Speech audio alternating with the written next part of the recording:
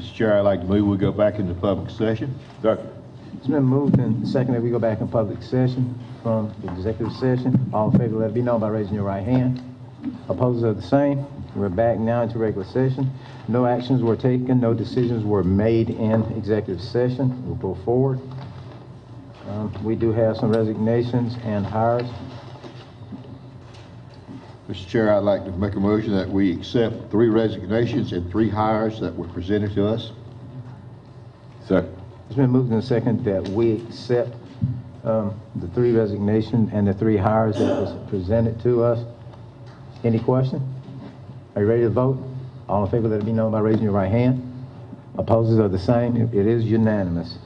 I'd like to, if I can, Mr. Chair and Board and the public, good afternoon. I'd like to announce our new Director of Technology. If you don't mind, I'll ask Mr. George Coleman to step forward as our new Director of Technology.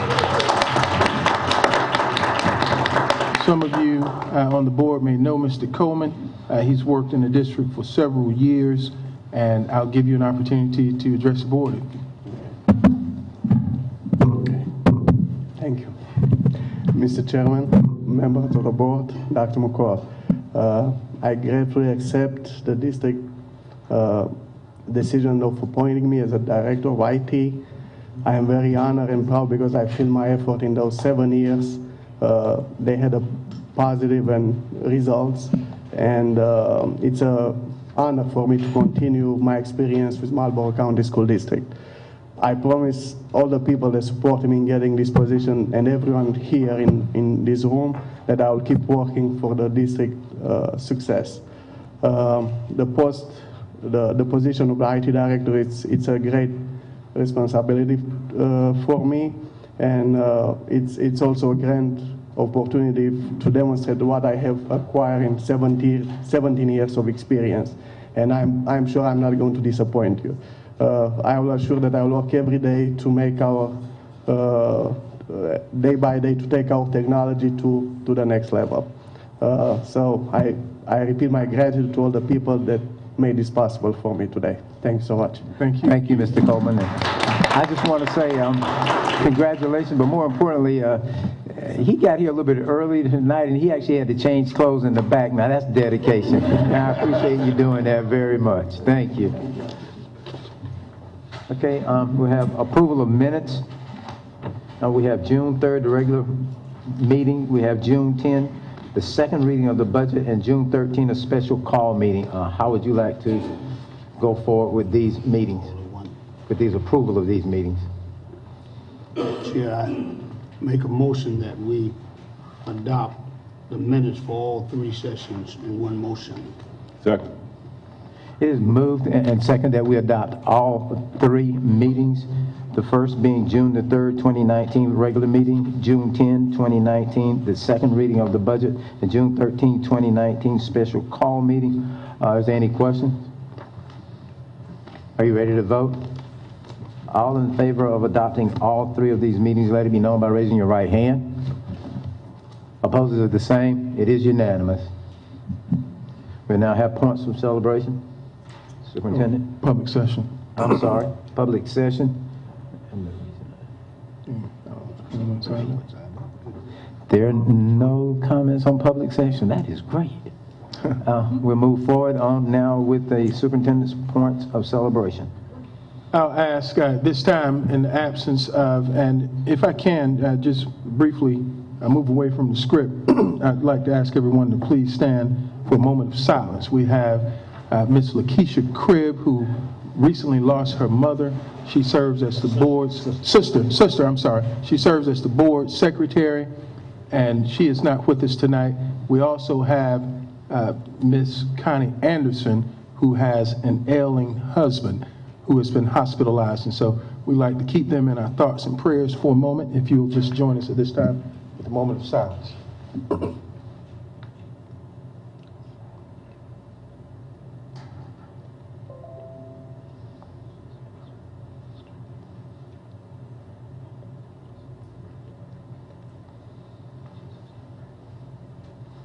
Thank you. I'm going to ask at this time for a little patience as I'll step to the front and I'll read and call out names, and you come on up. You'll have to forgive us. It's obvious Ms. Cribb is not here. We're doing this without a script. This disorganized. Someone had to call me and tell me we had a board meeting tonight. It's hard for me to make it on my own. I'm going to ask at this time, we are fortunate here in Marlboro County that we have a robust student population that is still heavily involved with our spelling bee. We had 2 families who chose to participate in the spelling bee on their own, and not only did they make it to the national spelling bee, but they did well. And so we like to recognize at this time Miss Maria Stuckey and Mr. Joshua Brown. If you would come up to be recognized if you're present. Maria Stuckey.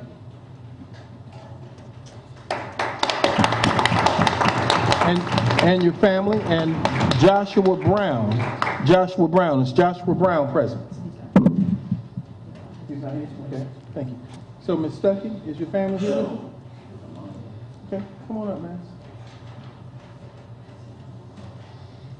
We'd like to present you with this, and let your mom come on up. And we'll take a couple of pictures. And would you like to tell us a little bit about your experience at the National Spelling Bee first? Experience. No, I'm just kidding. Get it? Experience spelled out. Don't worry.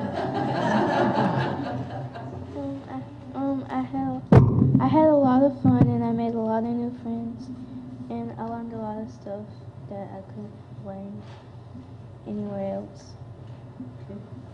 Congratulations and thank you. And I know you didn't win, but I know you won the prettiest in all of America. So thank you. Come on up, man. We'll move over on this side a little bit. Let's go over this way.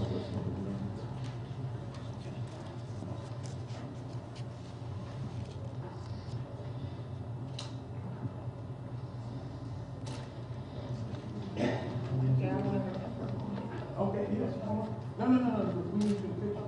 Thank you. One hand. We're trying to show better face. And you want someone to take this picture?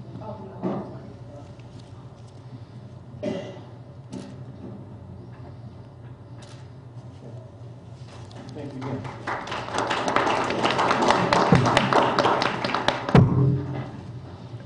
Now, if we could have these students come to the front. These students had perfect end of course scores at the high school. I also asked the principal, Mr. Farr, to come up and call out the names, but perfect means you can't get any higher.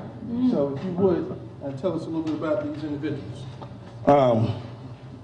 Good evening, Mr. Chairman, board members, Dr. McCord. We have a saying here at Marlboro County High School for the EOC test: make 100, get $100.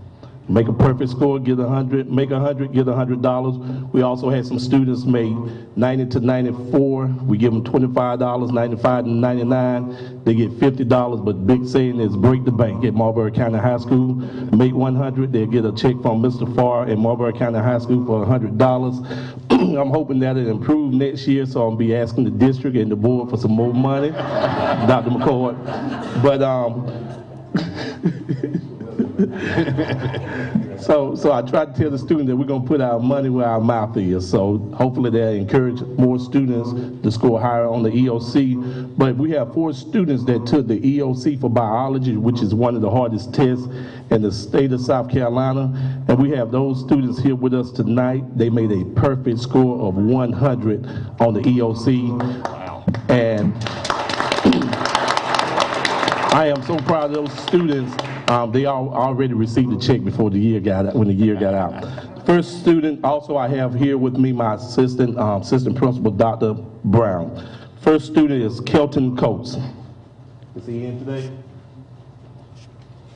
Kazaja Adams, please come up.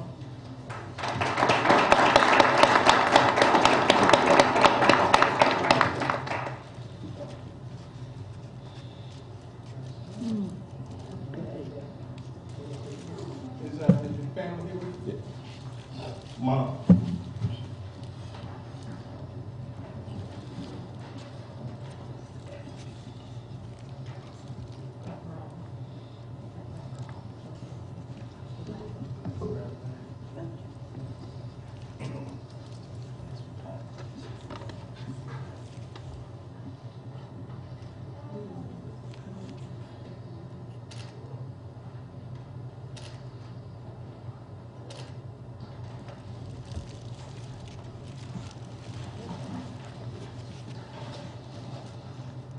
Ephraim Dupree.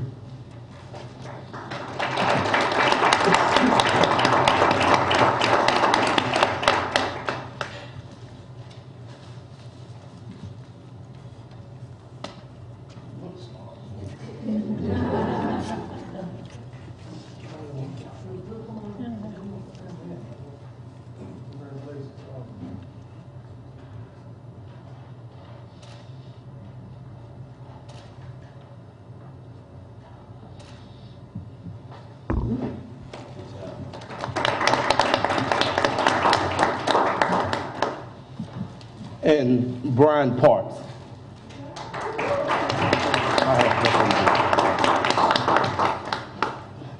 And also, while I have Brian Parks up front for his EOC scores, I'm just read a letter. Let me put my glasses on.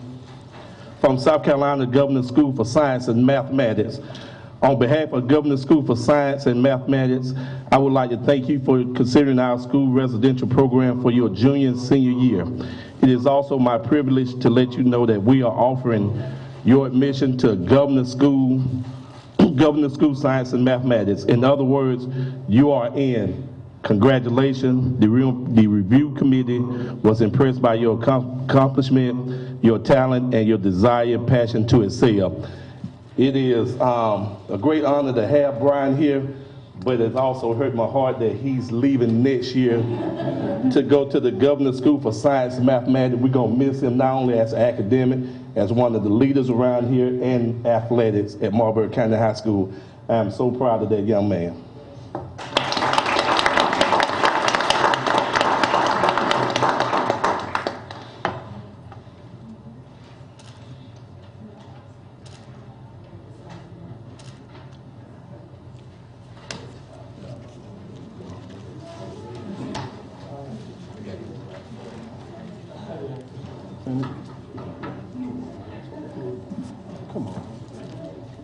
Go ahead.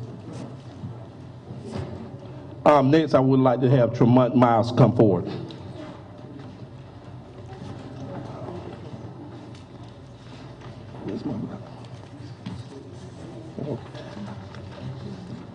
I want to read a little statement about Tremont Miles and our DECA students. Our DECA students traveled to North Charleston, South Carolina for the DECA conference on February 22nd through the 24th. Tremont Miles was named the Vice President of Hospitality of South Carolina DECA. He will represent our state through February of 2020. Tremont Miles, Casey Hicks, and Jonathan Jacob submitted a program of words that received a gold status and qualified them to attend the International Career Development Conference in Orlando, Florida in this past April. Marlboro County High School DECA was also recognized by South Carolina DECA for reaching gold membership status. South Carolina DECA is celebrating 76 years as we continue to develop emerging leaders in marketing, management, finance, and entrepreneurship careers. Just want to say congratulations to Tremont Miles for representing Marlboro County High School and the state of South Carolina.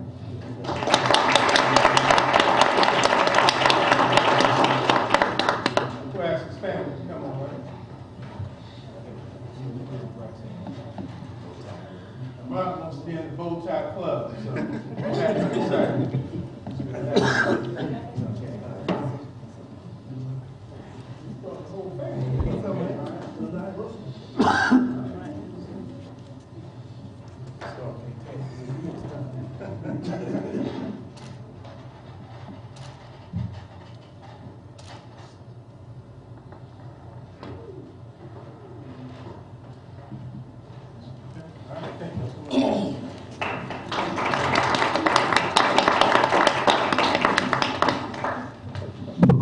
If I can, just for a moment, it's always exciting to see young people excel, and not just in the classroom, but outside of the classroom. I think when you look at the examples of the young people here tonight, you heard from Mr. Farr, their excellence beyond the classroom. I can tell you, one of the things I remember most about Mr. Parks is even though he's leaving, he came up to tell me that because of something that we said we're also going to do, Mr. Chair, we said if a student gets 1100 on the SAT, if they get a 24 on the ACT, we're going to give them everything for the rest of the time in school, everything free.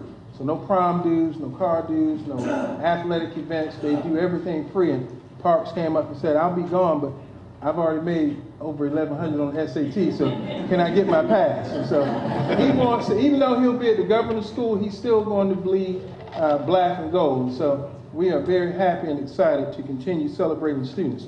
I'm going to ask at this time for Ms. Pat Hennigan, our South Carolina House representative. I like to say our U.S. representative. I'm speaking, but I don't think I've ever met anyone work as hard as Ms. Pat Hennigan, but we're extremely excited about having her here tonight, as I believe they're going to make a special presentation to our students. Thank you so much for being here. Thank you. To Dr. McCoy, to the chairman, Larry McNeil, and to all board members, it's truly a pleasure to be with you today. Several months ago, Dr. McCoy extended, he helped us decide that we should write a grant for the school system. And the purpose was for that grant was because many of the students did not have the opportunity to have any type of computer, anything in their homes. So he came up with a program called the Bridging the Digital Divide program, and that was to allow students to have Chromebooks devices in their home. The major problem with that was that you had to also have insurance and maintenance to be able to take care of those instruments just in case something should happen. And it was $20 per child. Well, certain homes, you know, sometimes people just don't have that because they're on a fixed income.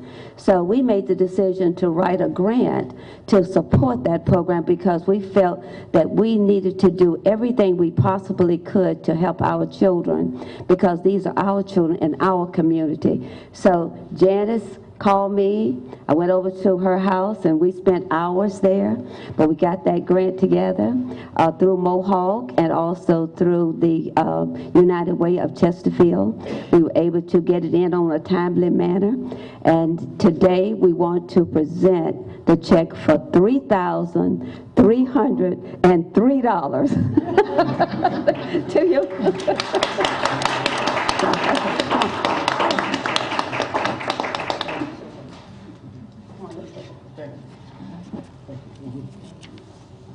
On behalf of the students of Marlboro County School District and the Board of Education, we're glad to accept this to help us continue with our program to offer one-to-one devices for our students in grades 6 through 12, and we're hoping to expand beyond that even more so this year. So thank you for your efforts. And the check.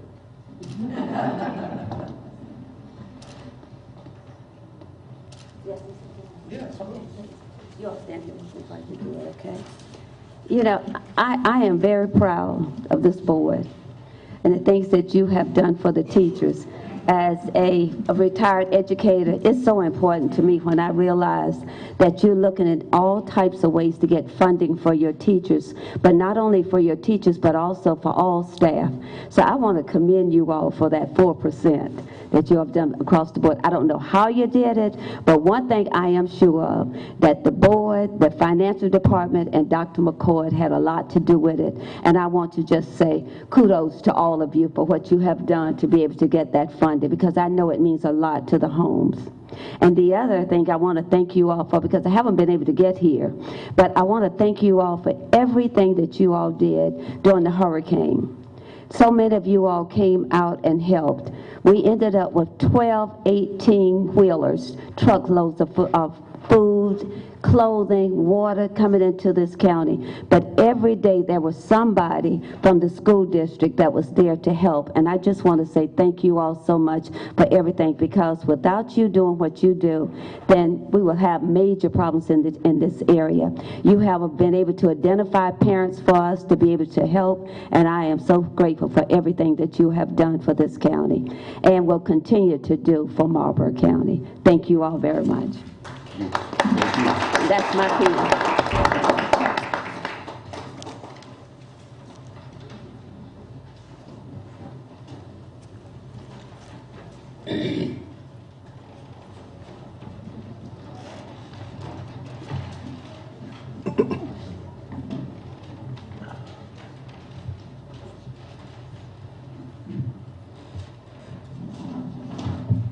Again, I want to say congratulations to especially all the students and to their parents. And nothing would make me feel more better at the end of this school year that's coming up than to have to add money in the budget for that 100 deal. I like that. If we had to give away any money, I love to know that we're giving it to kids because they've done excellent work. And so we look forward to having to increase our budget next year just for that purpose, I hope.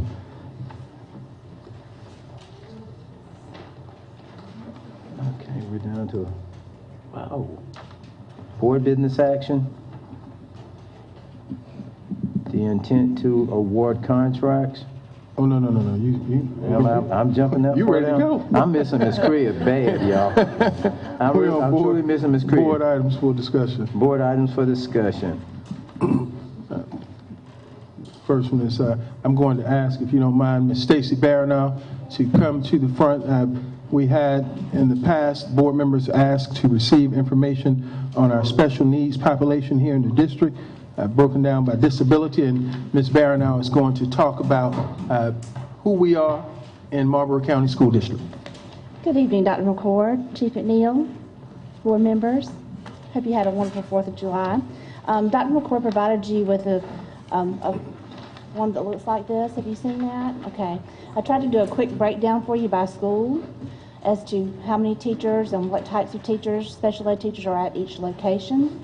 As you see, at the primary school, we have a program that I'm very, very, very proud of, our preschool child with disabilities program that is for the entire district. These 3 classes are wonderful. We have children that enter this program at age 3. I'm very proud of this program. I put it up against any program in the state. I put it up nationally. Just wonderful service to our district. If we know any 3-year-olds who are in need, please make sure you reach out in your community and your churches and let them know about this program so that we can get them enrolled early. Early intervention works. We also have 3 ID mild moderate self-contained classes at the primary school. That is an increase of 1 because of the reconfiguration at BIS. One of the self-contained classrooms moved with the 3rd grade to the primary school. We also have 1 SLD resource class. SLD is specific learning disability. So these are our max caseload numbers. These are the amount of students that we can serve at the primary school. Any questions about the primary school's makeup? Okay. In the intermediate school, we have a max of about 57 students there that we can serve. Due to the reconfiguration, we will only have the 2 self-contained classes there now and 1 resource class. At Blenheim Middle, what are we calling Blenheim now? Blenheim School of Discovery? Blenheim Middle? Blenheim School of Okay. Discovery. Okay, great. So we have 2 SLD. I'm sorry, Blenheim Middle School of Discovery. Okay, Blenheim Middle School of Discovery, pardon me. We have 2 SLD resource classes there. We mainly have a resource population. We do have 2 of our mild to moderate and severe classes located at Blenheim. Was there any questions about the location of these classes? I think maybe that's part of why this discussion was brought up. One of these classrooms is being moved from the primary school to Blenheim. Okay, go ahead. That was a concern of mine. All right. I didn't know how severe the handicap was of these students, and that's personal information. I don't need to know that. But I'm looking at the hospital is, you're taking them 8 miles further from Sherrall, which would be the hospital the children would attend. And the rescue squad is midway between here and Sherrall. So if an emergency came up with a child, the rescue squad would have to go to Blenheim and then come back and get all the way to Sherrall, which Yes, would ma'am. entail a great deal of time. Now, and my question to our superintendent was, are any of these children really severely handicapped that maybe they even breathing or something that would, that was a concern. They're getting farther away from medical help. And I don't know if I'm sure the parents would probably address this if they felt their child was not as close to medical help as they could get. But that is a concern, and I guess Well, can I take you back a few years? And Please do. a lot of y'all have already been on this journey before, but sometimes we forget because we have so many changes over time, and we have to reconfigure and serve our children the best way we can. And our buildings that are meant to, are in the best situations for our children. When there was some reconfiguration 3-4 years ago, and there was a little building out behind BIS, and that was the building that served this population of students. So they were kind of isolated. So the point was to get them in a building that was more conducive to learning, so that they would have the opportunity to be around other students. They would not be as isolated. We can get in trouble with the federal government for isolating our special needs population. So in an effort to keep this class in town, even though we serve children in this class from very young to age 21 with severe disabilities, they were located at the primary school because of the situation with the hospital. They were supposed to go to Blenheim. When you're at Blenheim, if you remember touring Blenheim, when you get into the lobby and you make a left, and down at the end of the hall, there are 2 classrooms that are side by side with a kitchen, and those 2 classrooms were designed for this population of students. But they did not move to this location at that time because of our issue with the hospital. Right, so they were at the primary school. So now we've had more reconfiguration, and after lots of thought and consideration and looking at the populations in our other school buildings, we felt that it was in the best interest of the children for them to be moved to the classroom that was designed for them in the first place. Does that make sense?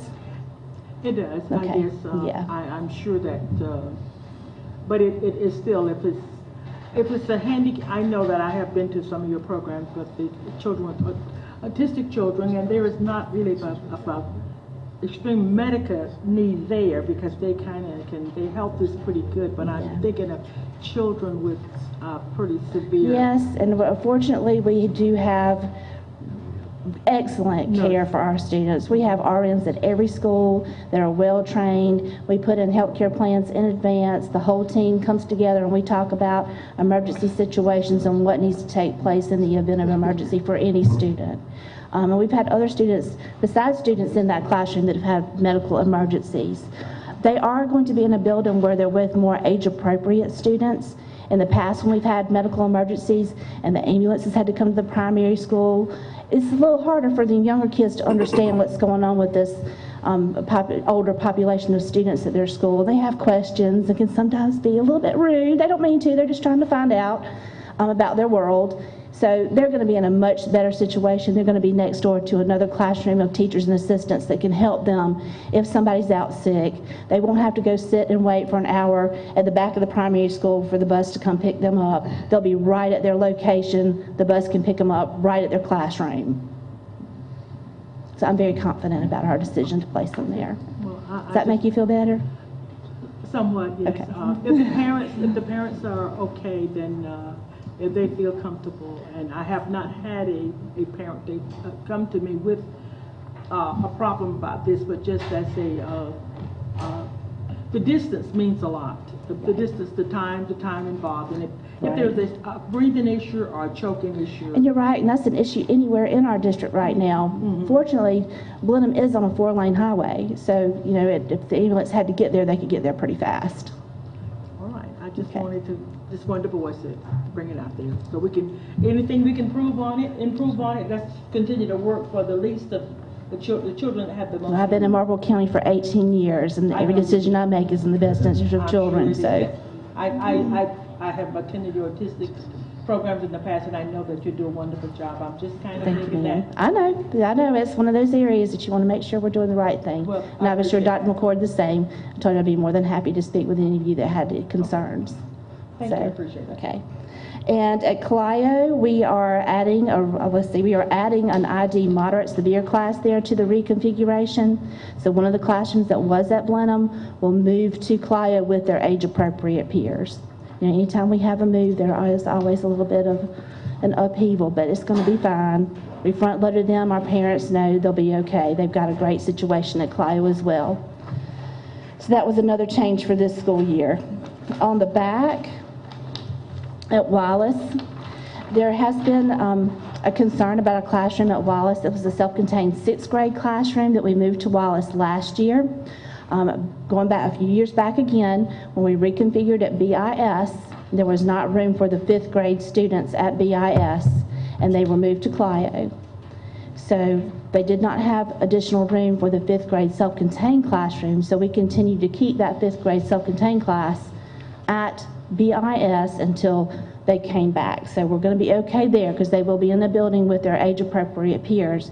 But in addition to that, when we moved the 6th grade self-contained class, the 6th grade to Blenheim, the 6th grade self-contained class remained at BIS. So last year, in an effort to make sure that we were legal with the federal government, we moved that 6th grade self-contained class to Wallace. They were the only building at that time that had a space for another class in a building with age-appropriate peers. In the future, I would like to see that class move to Blenheim if there's ever room, so that there will be 3 classrooms together so they can work together.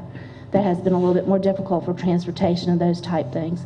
But currently, that 6th grade self-contained class is going to remain at Wallace for this school year. If nothing else has changed at Wallace, McCall has 5 resource classrooms. They are working on inclusion. They have worked on inclusion in the past.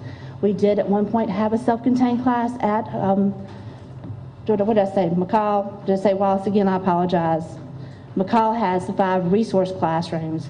One class does serve some of our more severe students, but they are mainstreamed. We have very few self-contained students at McCall at this time.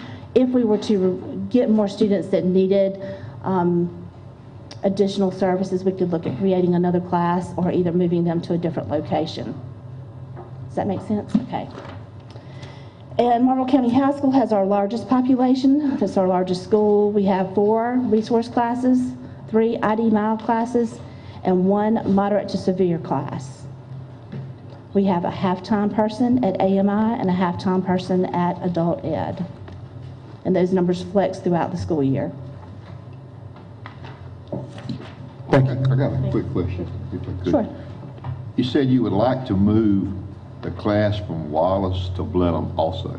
That's correct. Is that not moving them farther away from the hospital? It like she is, but used to the say? other Why can't? middle school class for 7th and 8th grade are located at Blenheim. Since Blenheim is the middle school, is going to house the middle school population for 6th, 7th, and 8th grade, it would be wonderful if that 6th grade teacher of that class and those students could be in the building with their other age-appropriate peers that are moving forward. Those teachers have more opportunity to work together. So we kind of got a lone ranger out at Wallace in that one particular class where there are not other situations where if we needed to float a student from one teacher to another, you know, sometimes there's a better fit between students. You can combine grade levels in a self-contained class, but I don't suggest combining more than 2 grade levels. Okay, my question was going to be, why didn't we move them all to Wallace instead of those 2 classes to Blenheim? There wasn't room at Wallace. There's not room in Wallace? I thought we had some extra classrooms up there. We don't? No, I think y'all voted not to do those extra 4 classrooms, remember? Yeah, they did. But we need them now. But anyway, we're fine. We'll work with it. Okay. Well, as long as we're in compliance. We're in compliance, And yes. that our children that's most vulnerable, that they are being looked at, because they can't ask for it themselves. And we just want to, and I trust you, Ms. Baranoff, nothing against you. Just a concern that is a little farther away. I agree. And of course, not only for the children with special needs, any child to get sick, and it takes a while longer to get there, but of course, we don't have a hospital, and that's not the school district's fault, but nevertheless, it still is a problem when someone is sick. Time is of the essence, and so, but if you feel good, I'm gonna ride with it. Thank you, ma'am. Okay. Thank you. Any other questions? We're good? No, thank you, Ms. Baranoff.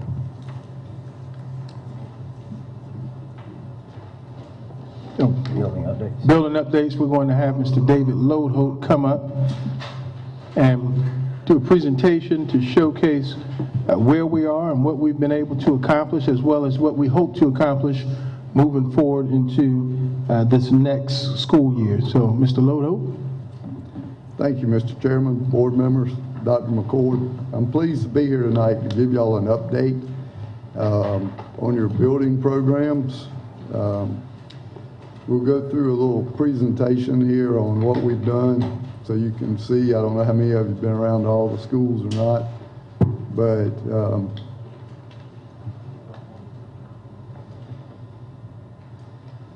we'll start with the playground at McCall Elementary Middle School. because they open Thursday. So this playground, we were out there today and it's ready to go. I think some students might have already been on it. But there's multiple pictures here of different angles of the playground. There's 8 swings, 6 swings out there for them. The swings were hung this weekend, and the finishing touches were put on this playground. As you can see, the dirt goes right up to the AstroTurf. There will be a border that goes around the edge of that AstroTurf that'll be put in over the next couple of weeks. It'll be done on a weekend when the students aren't there. This is more of a full shot of the playground. And add too that about 6 feet off of the playground surface, we're going to have like a trough that goes around, and one school may have the rubber chippings, and one may have concrete. So that area will be beautified more.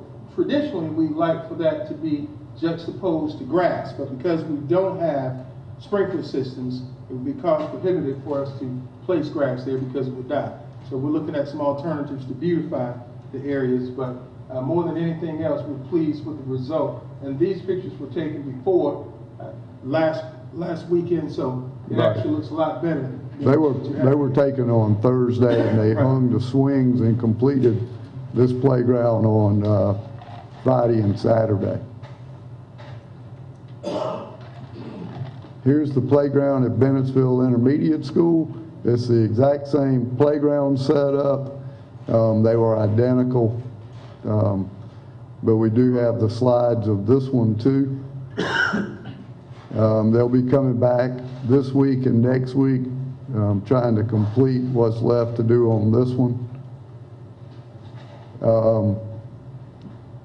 As you can see, last week they still had some cleaning up to do. You'll see some pallets out there and things like that. But they will be back in the next couple of weeks, and they'll finish these playgrounds up. We'll do the same thing around the edge of these playgrounds. We'll clean them up also. We move away from the playgrounds, these two, and we are working on some basketball courts at 2 schools. The first school, well, we had 3 schools. At Bennettsville Primary, this was an existing basketball area that they use for PE. So you can see the base has been laid. They'll come back and do some asphalt. At the back end of that fenced-in play area, at the opposite end, there'll be some fitness equipment there that they'll be able to install that they'll be able to use during PE also. But this was just dirt between these goals. It was rutted out. And since we were going to use the fitness area, we went in there and put the pad for them to use as basketball. At Blenheim Middle School, the base was going in for the pad there. Their playground equipment is being moved to Bennettsville Primary School.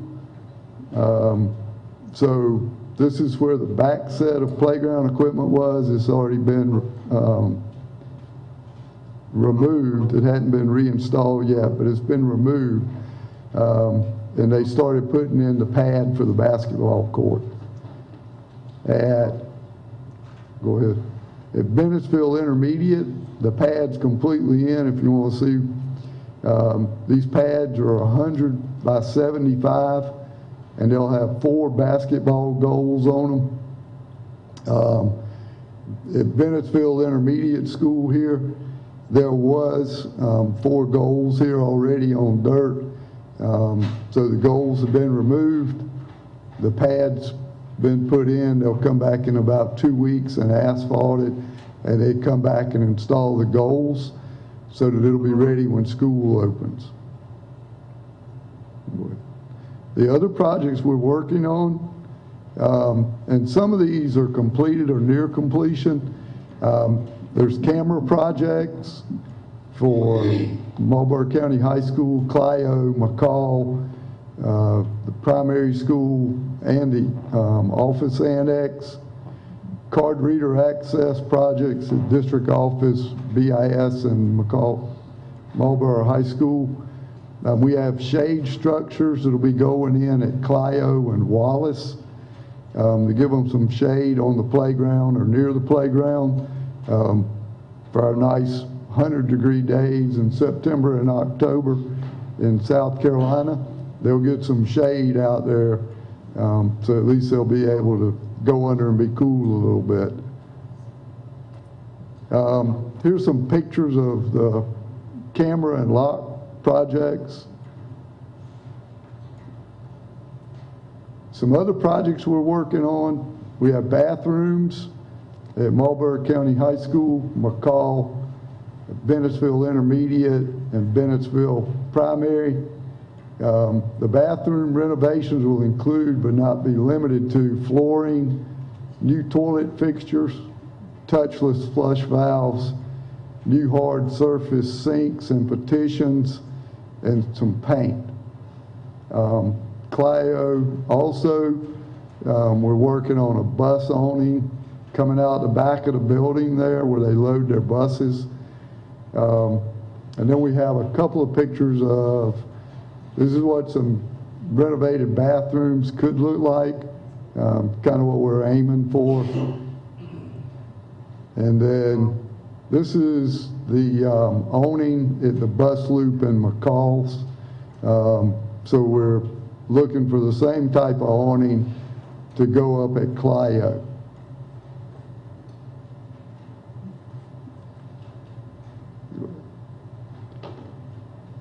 So with that, we're working hard, fast on some of these projects here. I'll answer any questions on those projects before we look at Bennettsville Intermediate real quick. And you're pretty certain that all of these will be completed by beginning of school this year? They won't all be completed by the beginning of school, but we're trying to get some bathrooms completed before the beginning of school. They should start those in the next week or two. Some things just have a long lead time, the awning at Clio, but the shade structures will be up, the playgrounds will be up, the basketball courts will be completed.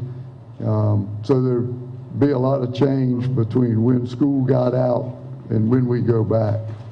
So Also, I'd like to mention, if you look at our bond referendum timeline, many of the projects that we have started were not included in the first year. We're moving at an aggressive pace. Some people say I move too fast. David says that all the time. I think I move too slow. And I say that because I want our students to have the best as fast as we can get it for them. But we are ahead of schedule on many of our projects. The bathroom projects, of course, can't all be completed at one time. They'll be completed over a duration period of time. We have new water stations that are going up in schools before school begins. We have new lighting situations that we're trying to have implemented in each of our schools. I can definitely tell you for safety and security, though, we will have camera systems up in each of our schools, and then we're working on getting those card reader systems up in as many places as we can. We have some that will take some architectural design work as well as construction work, but for those that we can get up before August 19th, that definitely will take place. The awning at Clio, I heard you say it a long time, but how can we push that up on the priority list? Because that has been an ongoing issue. Let me say this, I'll answer that. The first I heard of it was when it was brought to my attention, I believe by Ms. Manville. Was that last month or the end of May? I think it was in May. So that was the first I've ever heard of it. Now I did include it, so it has been pushed up. So when you ask that question, it wasn't on the radar because it was not brought to my attention. But we did believe that it was something that we could do. I asked David if he could go ahead and get the measurements, put it out to bid, see what the cost is, and see if it fits within our budget. And so we're trying to be as creative as we can and making it fit, but our goal is to have it up as quickly as possible. All right. But it has been pushed up. Along the lines of what Mr. Reverend Smith has said, group from Clio, and I wish they were here tonight. Normally they are. They have been, for years they've been coming, the Stand Up for Clio group, and they've been asking for the awnings and asking for things, the shades. So it is great to see that it's finally happening, and I think Ms. Kane is back there, our principal. So are you there, Ms. Kane? Do I see you? Yes, so I know these are things that has been on the list for years. It's been, maybe didn't get on a list, but the request has been made from the citizens of Clio. So I'm glad that it's coming. It may take a little longer, but if it's on the list, hopefully it'll get done because they have been asking and it's something that's needed. I have one thing. At the Blenheim School, the earth moving, that you're moving around, you are taking in consideration the thermal cells that are in the ground there, for the school system, right? Yes. For the heating and cooling. We're not messing with any of those. We're not in that area where we're doing the earth moving. No, sir. Good. Just at the playground area, Okay, the existing playground area. okay. I have a question. Yes. Is there any possibility of recycling the canopies that are at the old school at this point? And we have to check the conditions. I don't have any objections to that. That's a pretty good size one out there. Yeah, we'll check that out. Yeah. And see what the level, we also have some at BPS from the portable stations. So if no one has any objections to it, I'd rather, As long as they keep the rain off. well, we want it to be something that won't take away from the appearance as well. Yeah. So we'll look at that first and then look at the feasibility of it and see if that's doable. And if it is, then we'll move forward with it. All right, thank you, David. All right, Well, let he me, has another project. let me go through BIS real quick. This is an overall site plan of BIS.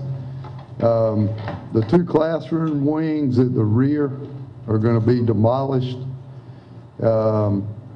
And there's a building currently where that yellow building is on there that's going to be demoed also. The blue where the bus loop comes down, the blue, the yellow, the four, no.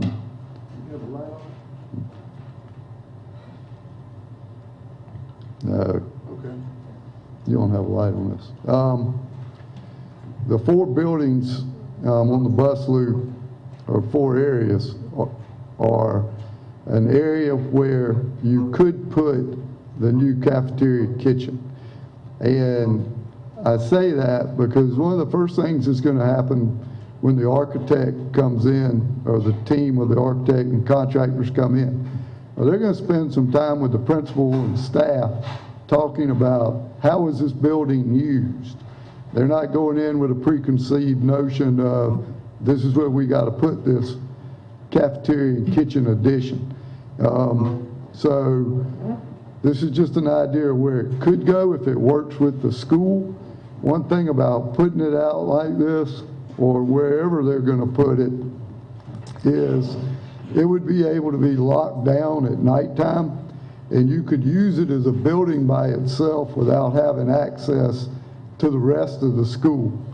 So if you were having a PTO meeting, PTA parent meeting, you could go in there and use that facility, and you don't have to have access to the rest of the building. So that's a safety feature of that they will be looking at when they design the cafeteria kitchen. Will be, can you lock it down to restrict access to the rest of the building? I got a quick question. Yes, sir.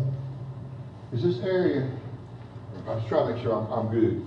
Is this area right in here, is that the auditorium? Yes. So that's the clear area, the area that's not being used, that's open. Correct. That's where the water accumulates and comes into the auditorium. Correct. Is there any way that we could put the cafeteria in there and put a roof so that water don't come in there and it get into the auditorium? We just divert that water out? Is there any way to make a long cafeteria or something in there? I'm not sure there's enough room in there. We have addressed that issue though, when we had pre-bid with the auditorium and the cafeteria at BIS. We addressed that issue with the contractors and the architects to say, when you come in, you got to address the drainage issue between these buildings because this auditorium floods. So The that, auditorium is below ground, that's what right. it is. So that is Put a an roof over it, issue. you can stop it. Yeah, that is an issue we've addressed, or at least put on the table to be addressed. So everybody knows coming in that that is an issue with that auditorium, is between those two buildings, it does flood and it does hold water. So, Is it still flooding and still holding, is it still flooding? is it flood? Yes, it did during the hurricane. It has not, we really haven't had, enough rain, I guess, to have flooded it since the hurricane, but it did hold a lot of water during the hurricane. Well, and then let me mention too, like David Lodeholt said, the issue is going to be addressed, even if it's just providing drainage out. So it's not something that we're not going to do anything about because we'd just be wasting money if we did not address it. There is some drainage already in there, and apparently it hadn't worked. Yeah. So, I was just curious, like I said, and I was just curious, like I said, if you could put a top over where the water didn't come in there, you wouldn't have that problem, and that's what I was curious about. Yeah. I thought we put a roof, where did we put the roof at BIS? No, the roof is right here. The roof is, this is all this area from here to there. So it had nothing to do with. Okay, the blue part is the roof. No. The Down the grade? The beige. Right here. You come right here and go up, and then swing a left right over there. So the auditorium is not within that? It's not included, no matter. Auditorium or the gym. Okay? Thank you. To the next. It would be worthwhile to look if you could use it some kind of way to put storage or something in there. I know I'm harping on it, but if you could put a roof over some kind of way and use it for the refrigeration units back there in the cafeteria out front, we might can solve more than one problem at the same time, but that's just a thought. Well, like I said, we did address that with them and told them this is a civil issue that's got to be addressed with your civil engineers when you come in, or you're wasting your time to do a lot with the auditorium because it is going to flood again. So, That's right. But we did address that in pretty bit. This is just an idea of what the cafeteria could look like. Currently, there's a little over 300 students at the intermediate school. You'll build a cafeteria for typically about half the student body. So they'll build it for somewhere around 220 students to go in at one time. And put a lot of glass in it. Looking at the playground, there was a patio section where they could possibly have some outdoor seating, and you put glass in there. They'll try to take most advantage to bring in natural light into the facility. So you'll see a good bit of glass in this facility, mainly north and south facing and not east and west. In the auditorium, this is a possible rendering of the auditorium, coming in and changing the seats, stage curtain lighting, taking the ceiling, painting it black, putting acoustical on the side, working on the HVAC will have to be addressed in there, and then deal with sound and stage lighting. So it's kind of an idea of where they're going to go. Like I said, the first month will be spent with the principal and the staff discussing how do you use this building, how does traffic flow around this building, what do you do with it, and they'll bring drawings back and forth to a committee at the school to get an idea, are we hitting right or are we not? So, do you have a size for an auditorium that's based on students also, or? I'm just curious. Not really. When you look at a high school with an auditorium. But this isn't high school, No. only two classes, 4th and 5th grade. Right. Yeah. But typically at a high school, you shoot to seat half the student body. At a smaller school in elementary, you're going to probably shoot to seat them all if it's below 750. I do want to speak on this for a moment too. If you recall, when we presented this to the board and the public, we said that we wanted to create and design an auditorium that would have a multi-purpose function. In other words, we wanted to be able to serve not just the school, but the community as well. And we wanted to be a source of pride for the community so that if community events could be held at BIS, we definitely want to entertain that thought. And so it is going to be redesigned almost in its natural state. I believe this was a high school or middle school years ago, high school years ago, and the seating capacity is over 400 in that auditorium. We don't want to take away from it. If anything, we want to enhance it and bring it back to its natural state, because the goal is to bring in the community as best possible, whether it be our ecumenical partners, whether it be business, local leaders. We possibly could even look at entertaining having board meetings there. So we wanted to be able to hold a large number of people whenever needed.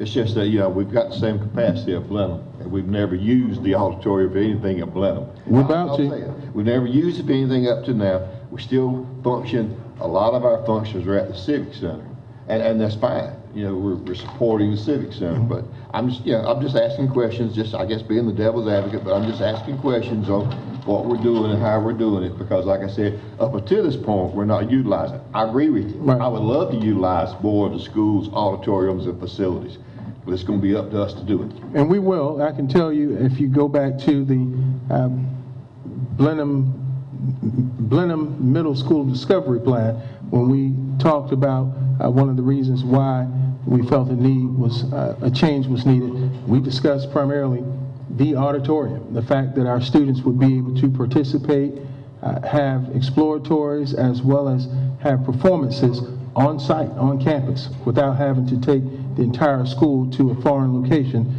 We also talked about it building a sense of pride in the community. And so more events will be held at Blenheim.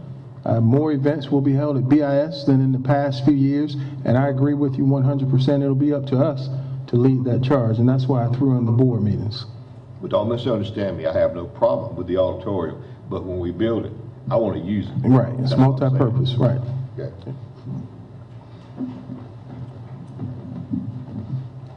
Any questions that I can answer from here? When you started, you talked about, did I misunderstand you, that you were thinking about maybe doing the cafeteria in a separate? Currently the cafeteria is kind of back in the school, okay? So the new cafeteria will be at the school also. There might be an enclosed walkway to it. It might be closer to the building, but it would be designed so that if you wanted to use it after hours and not let anybody have access back to the school, you would be able to do that. So that's the plan that we're going to do. Well, that will be what will be asked, but it could be done that way. Okay. So that, a lot of times there are functions at night. You don't need the whole school to open the whole That's school. correct. Okay. That's correct.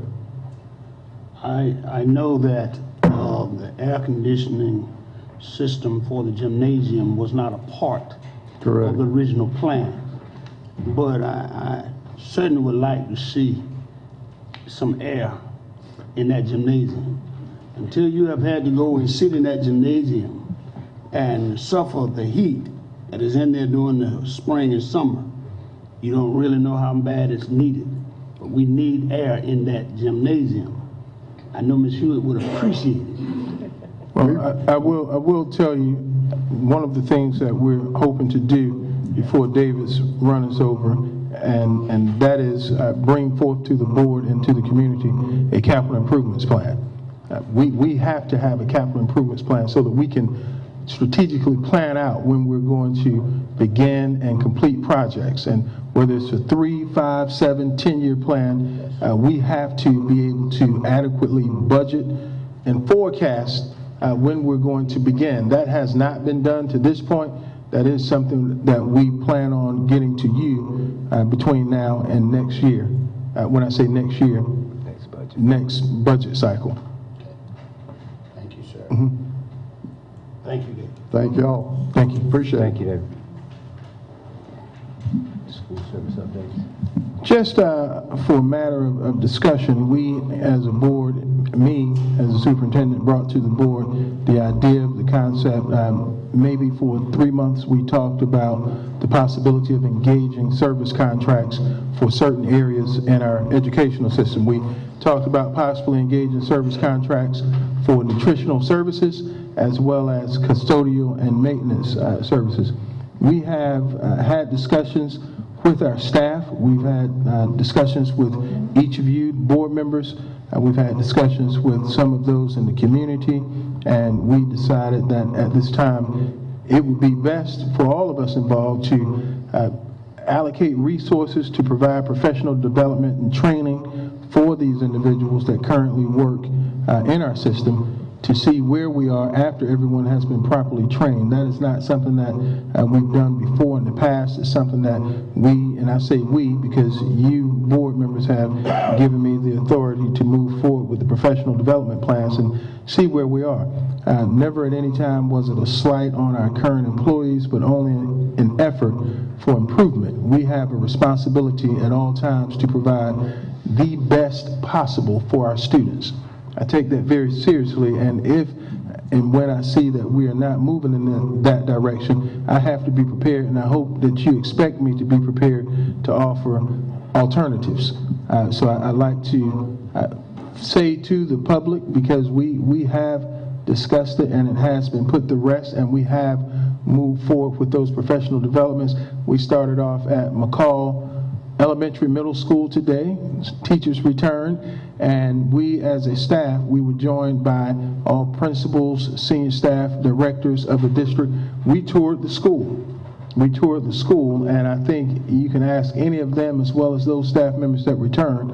McCall is in the best looking shape as it's probably been in, I don't know who's been here the longest, but probably since, well, I'm not pointing because you've been here the longest, but I know you used to be. Just say since I left. Since you left. That's what I was getting ready to say.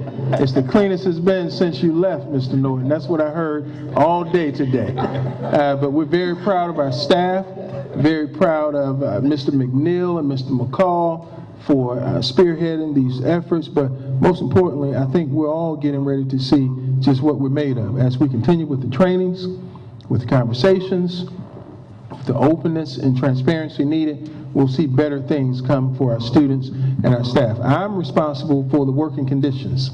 If nothing else, I believe I'm responsible for the working conditions, and those conditions include that of which students are provided an opportunity to learn. And so we'll continue to do everything that we can to provide them with the best. Thank you. And I like to say, sometimes you're going to hear us talk about things that we're considering. Please keep that in mind. These are things that we're considering. Doesn't mean that they're being done sometimes. And sometimes people, for whatever reason, you accept the fact that that's what's about to happen, and that's not the case. Until we had time to really discuss it and talk about it, then we'll make a good decision on what's best for our community. And based on what we've seen and what we've heard, I don't know about anybody else, but I'm looking forward to going to some of these cafeterias based on some of the proposals I've seen that's come out. I'm kind of eager about what it's going to look like. And I think we have some good people with some good ideas and some good hard-working folk. And they need to be given the opportunity to do just those things. I need this crib. We're down to... we're here. Yeah, we have Superintendent's report. Yes, sir. Superintendent's report. I'll ask Mr. West Park to come up. He's our only item for right now. I need to borrow it too. I'll ask Mr. Park to come up and give us a financial overview, but before he does, I do want to take a moment to acknowledge our HR staff and our principals for going out and getting us teachers. They've done a tremendous job. I think right now as it stands, we have about 12 vacancies for certified teaching positions. We have other vacancies, but most importantly, filling those certified teaching positions is very difficult, especially considering the economic climate that we're in and being in a rural town. So hats off to them, and I'd like to commend our principals that are here and our HR team. So I'd like to acknowledge them in front of the board and the public. Good job. Good evening, Mr. Chairman, members of the board, Dr. McCord. Prepared a financial report as of June 27th, 2019. The district's cash and investment balances on hand for the 4 primary operating accounts were $7,934,475. As of that same date, the district had expended $31,094,438 of a $32,818,572 budget, or 94.74%. Of course, we'll continue to have accruals that'll be charged back to the prior year budget, but I think we're in a pretty good position right at this state. Are we still anticipating having some surplus at the end of the year? Yes, sir. So you won't use that entire roughly 5.5%? 5.5% right at the end of June. Yes, Some sir. of that should be. Some of that should actually stay. Yeah. Okay. Good. That's not Thank you. bad. Thank you. Any questions of Mr. Park? Thank you, Mr. Park. Item 5, for evaluation tools, I'd just like to just publicly state that I have presented the board with a few evaluation tools for which to evaluate me as superintendent in my first year in Marlboro County School District. Those instruments have been provided to you, and I look forward to our discussions as we move forward into next month. And we thank you for those tools. We will use them. We will. Use all the tools. And you never know, we may be reaching out to some of you for your comments and your thoughts. You never know. Okay, moving right along, board business action.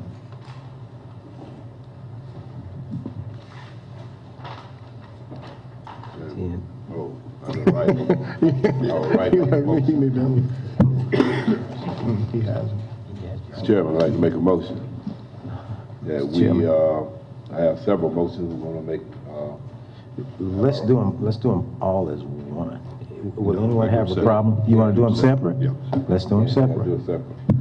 I make a motion that we enter into a contract with Brownstone Architects for projects at Bennettsville Primary School and McCall Elementary Middle School to include and not limited to storefront entries and restroom renovations, storefront entries at Clio Elementary School and restroom renovations at Marlboro County High School, and other projects in the district deemed beneficial to the district. Second motion. It's been moved and second that we enter into an agreement with Brownstone to do the following. If you would repeat that for me, Mr. Coachman. Just that part. To do the construction projects at Bennettsville Elementary Primary, McCall Elementary Middle, Carl Elementary Middle, Marlboro County High School. It's moved and second that we enter into an agreement with Brownstone based on those facts. Are you ready for question? Are you ready to vote? All in favor of this, please raise your right hand. The opposers, it's unanimous. Your next one. Mr. Chairman, I'd like to make a motion that we enter into a contract with Driven Construction for projects at Bennettsville Primary, McCall Elementary Middle, to include not limited to storefront entrances and restroom renovations, storefront entrances at Clio Elementary School, and restroom renovations at Marlboro County High School, and other projects in the district deemed beneficial to the district. Second motion. It's been moved and second that we enter into an agreement or a contract with Driven for the following, Driven Construction for the following. For the following construction work at McCall Elementary, Clio Elementary, Marlboro County High School, for construction projects. It's been moved and second that we go into this agreement with Driven Construction. All in favor? Are you ready for question? Are you ready to vote? All in favor, let it be known by raising your right hand. Opposers are the same. It is unanimous. Mr. Coachman. Mr. Chairman, I'd like to make a motion that we enter into a contract with Thompson & Turner Construction for projects at Bennettsville Intermediate School to include, but not limited to, the addition of a new cafeteria, kitchen, renovations to the existing auditorium, demolition of 3 buildings, and restroom renovation and other projects in the district deemed beneficial to the district. I second the motion. Been moved and second that we enter into a contractual agreement with Thompson and Turner Construction for the purpose of The projects at construction project at Bennettsville Intermediate School on the cafeteria, the kitchen, and renovation of the auditorium, and the demolition of 3 buildings, and restroom renovation and other projects in the district deemed beneficial to the district. Okay, this has been moved and seconded that we enter into this agreement with Thompson and Turner Construction. Are you ready for question? Are you ready to vote? All in favor, let it be known by raising your right hand. Opposers are the same. It is unanimous. Mr. Chairman, I make a motion that we enter into the contract with Jumper, Carter & Cease Architects for the project at Bennettsville Intermediate School to include, not limited to, the addition of the new cafeteria, the kitchen, renovation to the existing auditorium, demolition of 3 buildings, and restroom renovation and any other projects in the district deemed beneficial to the district. Second. It has been moved and seconded that we enter into an agreement with Jumper Carter Cease Architects for the projects at Bennettsville Intermediate School to include but not limited to any addition of new cafeteria, kitchen, renovations of existing auditoriums, demolitions of 3 buildings, and restroom renovations and any other projects in the district deemed beneficial to this district. Are you ready for question? So moved. Are you ready to vote? All in favor, let it be known by raising your right hand. All opposers? It is unanimous.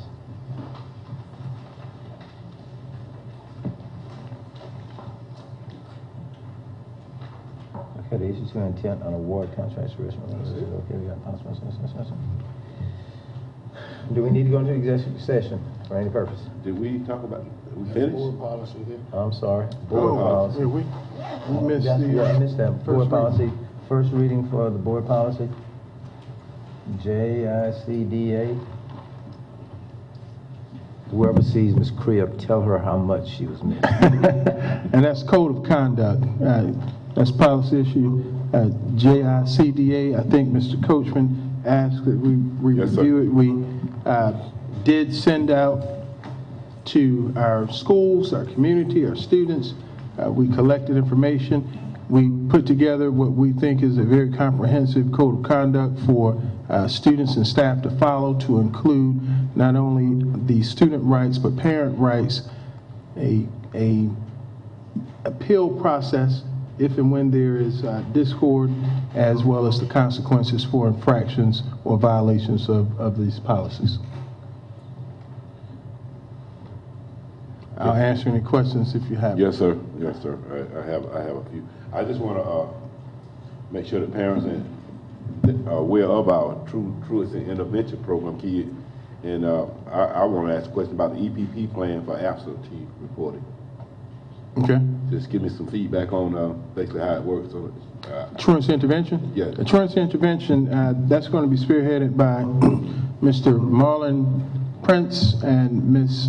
Collick, but at each individual school, principals will reach out to parents or principals by way of counselors. We don't have social workers yet. We're hoping to get those, and they'll discuss reasons or root causes for students not being in school as required. As you know, we have 3 points that we're going to focus on this year, attendance being one of those, mentorship, and literacy. But the goal is to find out the root causes for why students are not attending school, not to find ways to put them out, but we can alternatively place them if and when needed. Is this, were these principles already, policies already in place, or is this something that... Truancy intervention was definitely in place prior to this year. This is just tightening it up. We want to make sure that it's clear for everyone to understand, but truancy intervention practice or policy has been in place for probably, I'm going to say, the better part of 10, 11 years. And the parent call-in program, Is that a new addition to this policy? Yes, yes. Okay. We're trying to make the communication as much as possible, a two-way communication with the schools and the parents. By the way, we have a new app that's going to be unveiled to all students, staff, and family members that will allow parents an additional means of communicating with schools, with the superintendent, with you as board members, if and when there are concerns, and we'd like to address them as quickly as possible. And also the 5-day and the 10-day period. Can you hit on that a little bit?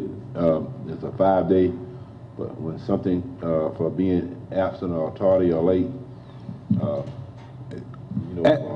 I'll tell you, it gives a continuum of consequences to be discerned by the school administration. But the goal, again, is to bring parents to the table, to open up dialogue and communication so that we can find root causes for why some of the things occur that are not beneficial to students, whether it be tardies, whether it be absenteeism, whether it be behavior.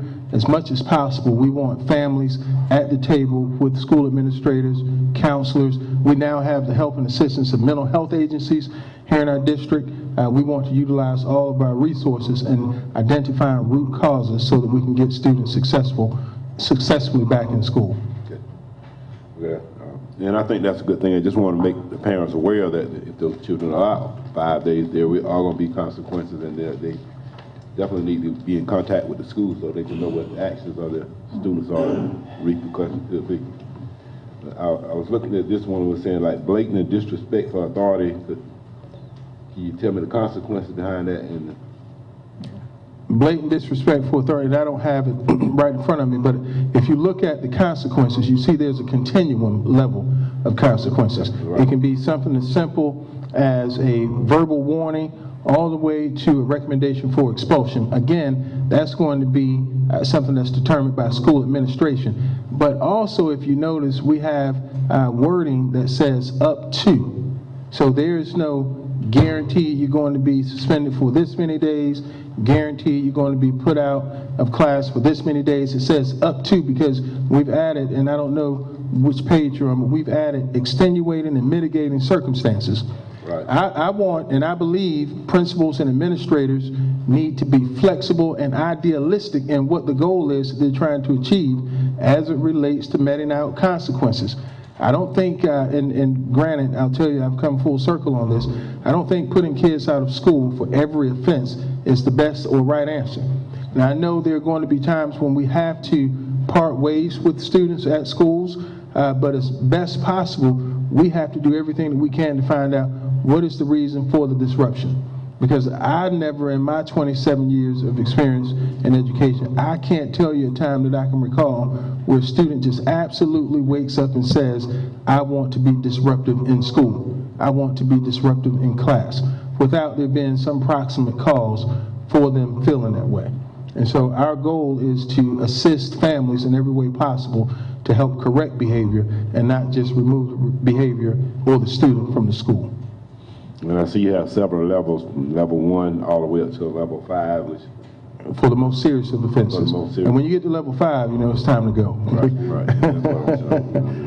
And I hate to say it, but when we get to that level, those are the more serious offenses. That's weapons, arson, physical assault. I mean, those types of things. Marijuana, drugs. Yes, sir. Well, drug use, possession of, distribution. Yes, sir. Okay. Okay, I got one. I know the ideal thing is that you're going to send these home with the students, for the parents to read them, to sign them, and send them back.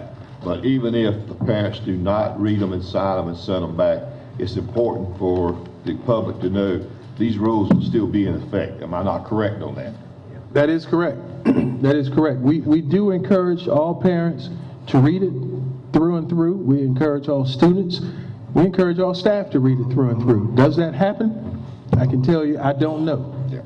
But will we enforce these policies as they're outlined with the approval of the board? Yes, we will. I want it made very plain. Like I said, just because you don't sign it doesn't mean that you don't agree with it. It's going to be enforced. Correct. and I'm not sure, I'm not that familiar with cable, but I know at one time they were putting things on cable. Maybe this is something that we could put on cable if it still exists, and I don't know if it even exists. When you say on cable, I don't know. On cable TV, there was a station at one time on cable TV. It's gonna be in a Marlboro Herald, I hope. Yeah. Well, we also, I mentioned a moment ago, it will be on our app. It's going to be posted on our website. It is going to go out to schools. So it'll be available for families at any and all times to view. We currently have it on our website now in the old version. We'll continue to do that. But it's about 187 pages. I don't know if people are going to read it through and through. Yeah, I was working through it here a little bit before I got here. Well, thank you. I appreciate it. Yeah, I just picked out a few things that I thought was important to bring up to everything. You know, Yes, sir. they definitely need to read it. It's a lot of. Thank you, Ms. Coachman. Anyone else? Any other concerns? Mr. Chairman, some items for next month's board meeting from board members that like to go on the agenda. Ms. Coachman? I'd like to know something about our resource officers. For this upcoming school year, we need to address it before school get here. I know we are going to be a little short, maybe possibly in Sheriff's Department and whatever our agreement is, but I'm concerned up in Wallace and the Blenheim area. Also, the outer city limits school, except for McCall, they have theirs in place, but Blenheim, Wallace, and Clio, I think needs to be addressed as far as. Now, and I can, if you don't mind, I can address it now and address it further. We have not done anything different. We have reached out to discuss some possibilities. Right now, there's been no movement. We are anticipating to run our operations just as we have for the past year. I'd like to see some type of involvement that comes from our city and county officials, but as a school district, I've reached out to the best of my abilities to both city and county. So with that said, are we going to continue to contract with Bennettsville Police Department and Sheriff Department and all the other? And unless they choose not to. No one has said anything to me differently. We thought we were going to operate under one umbrella of services with the Sheriff's Department. I believe the county administrator made mention to his county board that we were able to come to some type of an agreement. We're still waiting to ink that on paper. Was the money was put in the budget for these? Yes, we have money. We have money. We don't have any fewer dollars than we've had in the past. So the money is there. We would like to, as best possible, maximize our resources to not disadvantage any particular group, but to ensure that we have the level of support that we believe we need for us to have a safe environment. Anyone else? I do have one issue, and it's not an issue, it's just a question of thought. Academically, I know some of our parents struggle with helping their kids at home, and I understand that it is a school responsibility to teach our kids, but it's also a parent's responsibility to make sure that they're doing all that they can. And I'd like to see if we can address some after-school programs, not just for kids, but for parents as well. I think it would be helpful. I think there's nothing more depleting than a child asking a parent for help and they can't do it. Okay. We'll present that.